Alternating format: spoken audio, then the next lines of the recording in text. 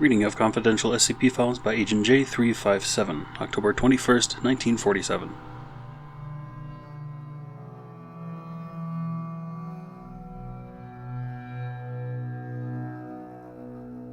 SCP-30 is to be held at Site-17 within a modified humanoid containment cell. Minor adaptations to accommodate its stature, such as an appropriately scaled workspace and chair, are to be included. Lighting within the cell may be altered upon request of SCP-30 to a maximum of 2,000 lumens via a simple dimmer switch.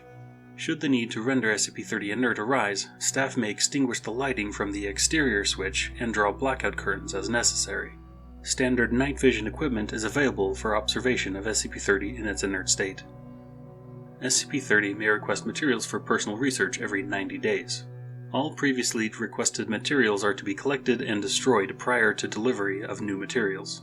All materials are to be evaluated and screened by both research and security staff.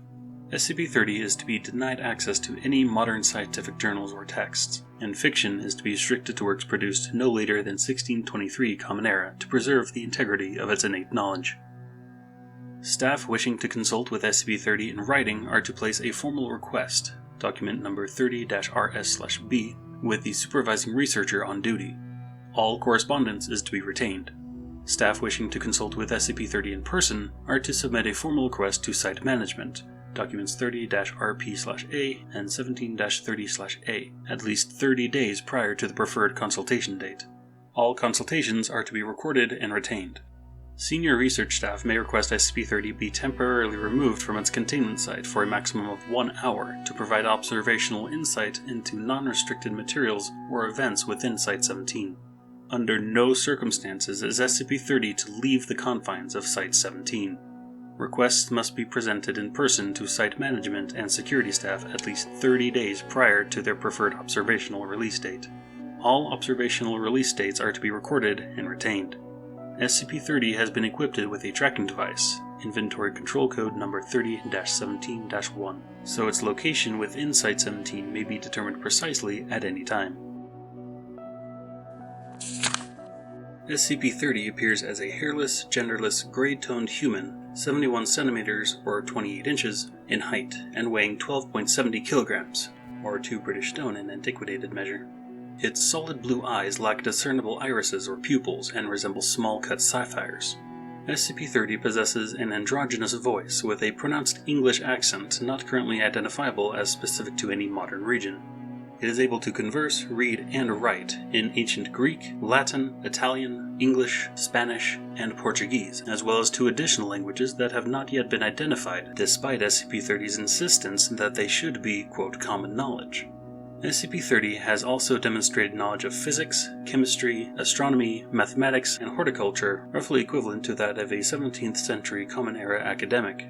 In addition, SCP has demonstrated knowledge of these subjects along research lines that do not appear in the historical record. These alternative or entirely unknown approaches to research in the natural sciences are one source of SCP-30's utility in consultation. SCP-30 remains active while a 15-lumen source of light or greater is within 1.5 meters, or 5 feet. In the absence of light, SCP-30 becomes inert, apparently losing consciousness and showing no outward signs of life. Within 5 to 10 seconds of being re-exposed to light, SCP-30 becomes active once more, appearing to come out of a light slumber no matter how long the period of inactivity has been. SCP-30 does not appear to require these periods of inactivity as a human would require sleep, and has expressed a desire to remain active as often as possible. Biopsy analysis of SCP-30 remains inconclusive.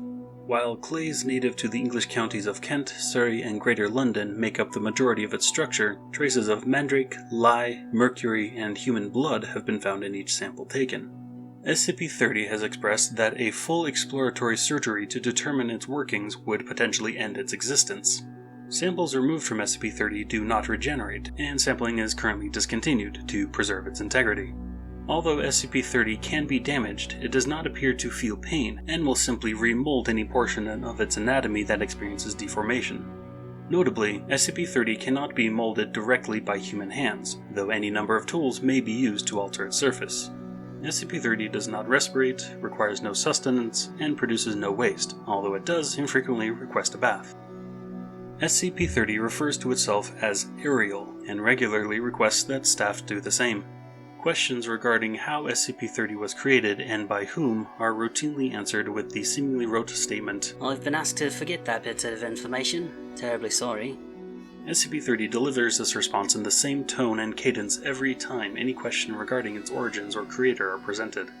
Given its composition and location of origin, a link to the alchemists of Alagada is suspected. SCP-30 was discovered June 12th during a mandatory archaeological survey within London's Mortlake district pending construction of a car park. It was buried approximately 2.7 meters, or 9 feet, below street level, contained in a small stone sarcophagus. The sarcophagus bore no markings and was assumed to be that of a deceased infant, as additional graves were discovered in the survey area. The sarcophagus lid was shattered during the excavation, exposing SCP-30 to daylight. Upon being struck by the sun's rays, SCP-30 roused from its inert state to one of mild activity within a few seconds, stating, "Good afternoon," to the assembled construction team. A member of the Foundation's Greater London Recon Force was summoned within hours and took the specimen into custody without resistance. A limited number of witnesses were given amnestics and released.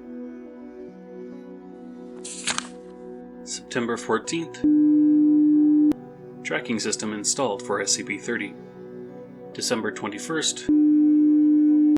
SCP-30 reports malfunction of its own tracking system. Repairs completed within 6 hours. SCP-30 offers to assist, but is refused for security purposes. March 13th. SCP-30 completes 18-week seminar on Unknown Language Alpha, dubbed Zephyr. 5 staff researchers considered fluent. Lexicography transmitted to O5. July 2nd. While in consultation, researcher inadvertently makes several remarks regarding photovoltaic technology. Consultation ended before the researcher can substantively elaborate. August 12th. SCP-30 requests a supply of magnesium and indicates its intent to ignite samples to study the light produced. Request denied by researchers. November 14th. Incident 30-1. Using only what appears to be standard potting soil, ginger, a 72-gram sample of rutilated quartz, and a 23-centimeter length of coiled copper wire, SCP-30 produces an object or device capable of emitting notable levels of directed ultraviolet light through unknown means. Device is confiscated. Effects are not currently replicable without direct intervention from SCP-30. Researchers currently in consultation to determine if this line of SCP-30's research will be permitted to continue. It is speculated SCP-30 may be working towards an alternative or possibly anomalous manifestation of the photoelectric effects after receiving only minimal information regarding its existence. All research by SCP-30 suspended and materials removed pending review.